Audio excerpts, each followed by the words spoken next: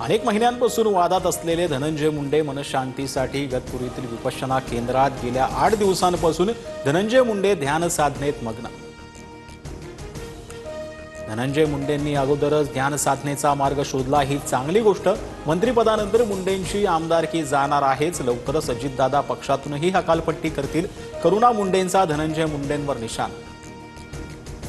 वैष्णवी हगवणे मृत्यू प्रकरण IPS जालिंदर सुपेकरांना भोवलं। सुपेकरांची तडकाफडकी। होमगार्ड विभागात बदली। भाचा सुशील आणि शशांक हगवणेचा शस्त्र परवाना फाईलवर सही केल्याचा आरोप। खोट्या कागदपत्रांच्या आधारे हगवणेकडे शस्त्र परवाना।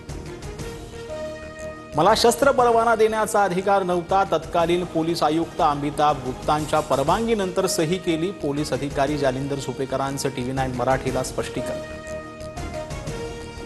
सुपेकरांसंदर्भातील तक्रारीत किती तथ्य आहे हे तपासणार। चुकीच्या पद्धतीने शस्त्रांची परवानगी दिली असेल तर रद्द केली जाईल। मुख्यमंत्री फडणवीसांची माहिती। हगवणेंच्या साथीदार पोलिसांच्या जाळ्यात। फरार निलेश चव्हाणला नेपाळमधून अटक। निलेश चव्हाणवर वैष्णवीच्या बाळाची हिंसा केल्याचा आरोप तर बंदूक रोखत कसपटे कुटुंबाला धमकावल्याचा आरोप। वैष्णवीच्या बाळाचं संगोपन तिची आई स्वाती कसपटे करणार। सामाजिक तपासणी अहवालानुसार स्वाती कसपटेंची योग्य व्यक्ती म्हणून नियुक्ती। मंत्री आदिती तटकरे यांची ट्विट करत माहिती। हगवणेच्या वकिलांकडून वैष्णवीच्या चारित्र्यावर शिंतोडे। महिला आयोगाचं बार काउन्सिलला पत्र। अशा संवेदनशील प्रकरणाबाबत माध्यमांमध्ये बोलताना वकिलांनी भान ठेवावं। रुपाली चाकणकर संतापल्या। अजित पवार गोचडी सारखं अर्थ खात्याला चिकटून बसलेत। निधी वळवू देऊ नका। लक्ष्मण हाकेंची मुख्यमंत्री फडणवीसांना विनंती तर निधी वळवल्याचे सर्व आरोप फडणवीसांनी फेटाळले। शरद पवार अजित पवार एकत्र येण्यावर सुनील तटकरे आणि प्रफुल्ल पटेलांचा विरोध। संजय राऊतांचा मोठा दावा तर राष्ट्रवादी काँग्रेसच्या विलीनीकरणाबाबत अद्याप कोणताही प्रस्ताव नाही। मग विरोधाचा प्रश्नच येतो कुठे? सुनील तटकरेंची प्रतिक्रिया।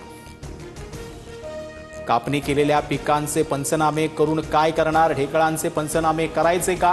कृषी मंत्री माणिकराव कोकाटेंचा पावसामुळे त्रस्त झालेल्या शेतकऱ्यांनाच उलट प्रश्न तर शब्दांचा अर्थ वेगळा काढला म्हणत नंतर सारवासा। सरकारी कर्मचाऱ्यांनी लाडक्या बहिणीचे 3,58,00,000 लाटले। 2,652 सरकारी कर्मचाऱ्यांकडून लाडकी बहीण योजनेचा लाभ। 1.20 लाख कर्मचाऱ्यांच्या तपासणीतून धक्कादायक बाब उघडकीस। महाराष्ट्रात आज 84 नव्या कोरोना रुग्णांची नोंद। मुंबईत सर्वाधिक 32, पुण्यात 19 तर ठाण्यात 14 रुग्ण। राज्यातील एकूण रुग्णांची संख्या 467 वर।